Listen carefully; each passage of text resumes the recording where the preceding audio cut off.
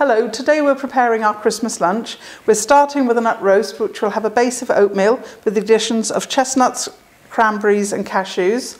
We're going to start by frying some onions and garlic. A medium onion, we're going to finely chop it.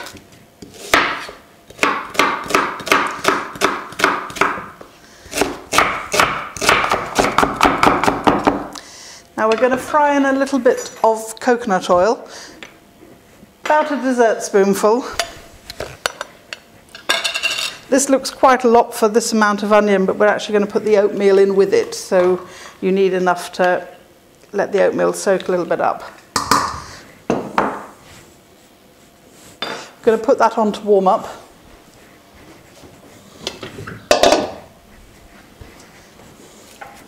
Going to quickly prepare a couple of cloves of garlic. And this you can obviously do to your own taste, but we quite like garlic here. I'm just going to grate it, but you can crush it or however you prefer.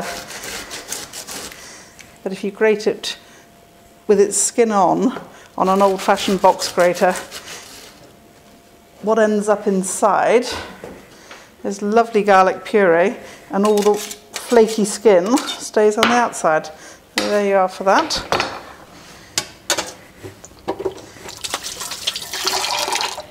My pan is warming up nicely. I'm just going to drop these in the pan.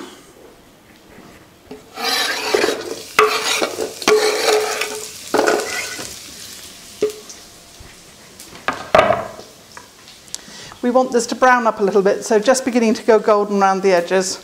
I'm going to give it a quick stir. Now, here's our onion and garlic, nicely browning up, caramelising, sweetening. We're going to start adding some extra things into this. Oatmeal, we've got 150 grams. This is the Pinhead Oatmeal rather than the rolled oats, so it has a nice little gritty texture and it will absorb a lot of moisture, but it will also have the benefit of holding all the ingredients together. So we're going to put that in. We want to toast it.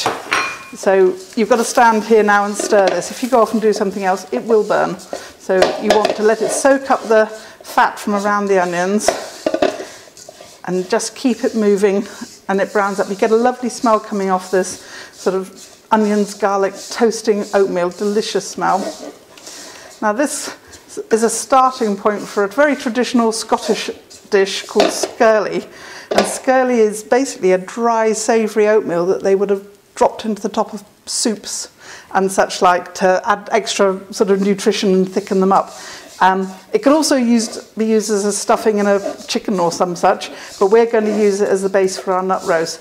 But it's beginning to toast now. I can just it's beginning to change colour. It will be lightly golden. There won't be a dramatic change in colour, but we'll just keep it moving. While it's doing that, I'm going to add in some fresh herbs. You can use dried, but we've got plenty of thyme in the garden, so I'm just going to do it. Just strip it off its stalk so you don't want the woody bits in there. But a teaspoonful of mixed dried herbs or thyme or a little bit of chopped up sage. Really, these lovely woody herbs that survive so well in the winter garden, they're perfect for this, and it starts really to taste of Christmas when you've got all these herbs and spices toasting up. Give it a quick stir again. We are going to put a little bit of spice in here, not because we want it to be hot or curried. We want just a little background heat and some interesting flavours. I'm going to use about a teaspoonful of garam masala and about half a teaspoonful of mild chilli. Really don't need heat, so just a nice rounded background spice and a generous amount of black pepper.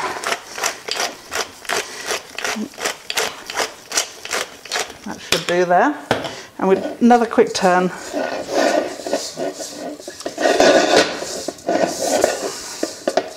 I think we're nearly ready to add our stock. I'm going to use a vegetable stock. I'm going to use a Marigold Bouillon, which is gluten-free and low salt. You want the flavour of the vegetables. You don't particularly need extra salt flavour. So I'm going to make some of that up with boiling water, and then we're going to use it to effectively turn this into a very savoury porridge. We have our vegetable stock mix. It's 400 millilitres of boiling water out of the kettle and 2 teaspoonfuls of the stock. And we're going to mix that in all at once. It'll frazzle, and just stir it well. You're basically, as I said, making a thick porridge here, which will then bind together all the other ingredients. But it doesn't need to cook through at this stage. Just make sure there's no lumps. And then we can add in the other ingredients. We'll just leave that there to sit while we chop things. It will thicken up as it sits. Into our oatmeal mix, we're going to add some cashews, which need to be dry roasted. This will just toast them up, make them a bit crunchier, and add some flavour. So absolutely bone dry pan. I'm going to put them in the oven. If you haven't got the oven turned on for any other reason, just do them on the top of the ring, the gas or whatever. But if you're doing them on the top, keep them shuffling around so that they cook evenly and don't burn. I'm going to use a timer. The joy of cooking with the Aga is you smell absolutely nothing inside the oven. So if I put it on for a few minutes, just so that we're sure we don't burn them. We're going to add a parsnip in, a medium-sized parsnip. Prepared, it's going to be around about 120, 150 grams. Peeled and grated, and just use the coarse side of the grater.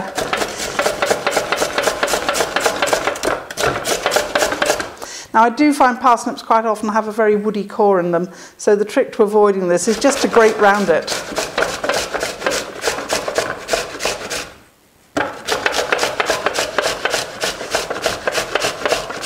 Now the parsnip will add to the mix a little bit of sweetness and some moisture as well, because nut roasts unfortunately have a reputation for being a bit dry. It does not have to be like that. We're going to add the parsnip into our mix. I mean, it is porridgey, there's no getting away from that, quite thick, and it will carry on thickening up in the oven when we roast it. We're going to put our parsnips in. We're going to put in 50 grams of cranberries. I'm going to very roughly chop these. They're quite sharp, and this will sort of counteract the sweetness of the other ingredients there. But only very roughly chopped. You want nice big bits, so you get a burst of flavour when you're eating it.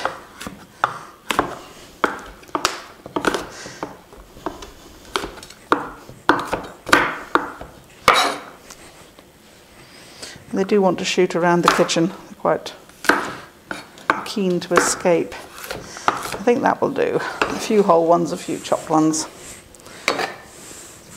We're going to check out our cashews.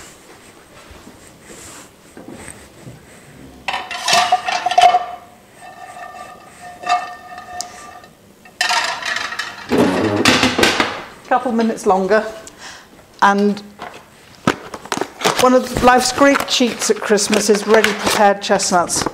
If you have a chestnut tree and you have patience, you can blanch them and peel them and take the little skins off.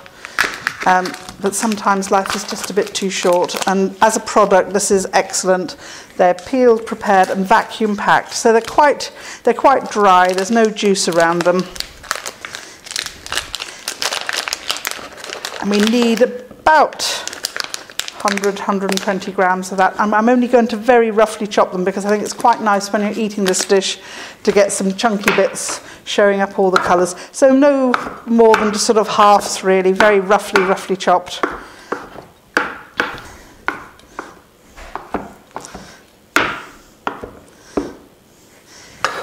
pop those in.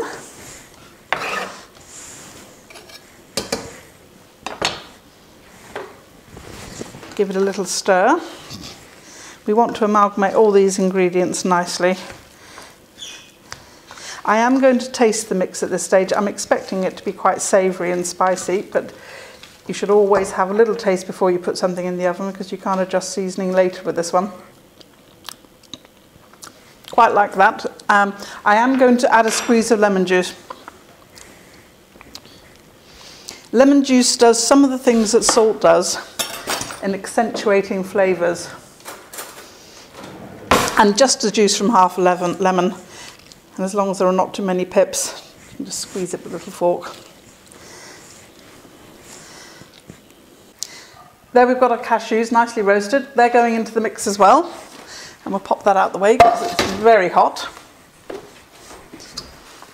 And again, an all-round stir, just get all of those bits amalgamated. And we're just about ready to put this in the tin.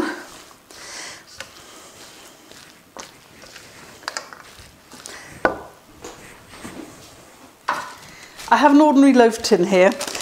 You could cook it in a casserole dish. If you want to serve it in a sort of ceramic or cast iron dish, you just cook it in the dish and then serve it in that. I like turning them out, so I'm using a loaf tin with a little bit of non-stick baking parchment just in case it wants to stick on the bottom. Don't need to do the ends, you can sort of take that out with a knife, but just around the bottom so that you can get it out. Last stir, and then we're going to put it in here. This is a 2-pound loaf tin, and the amount of mix we have here should give you a reasonably generously full loaf tin. Need a big spoon. Now we need to make it sure it's pressed down well so that it holds together when it's cooked. So we get all that in there. Just using either back of a spoon or a spatula. Just firm it down. I'm going to give it a quick bash, which will help settle it. If you're cooking it in a dish you're going to serve it in, then you can just leave the top really sort of roughed up so you get a good crusty top on it. Because we're turning it out, it just needs to be smoothed down like that. And I'm just going to tuck the bits of paper over there.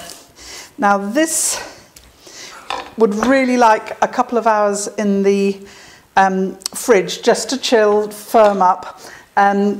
So on the strength of that, we're going to do here's one I prepared earlier.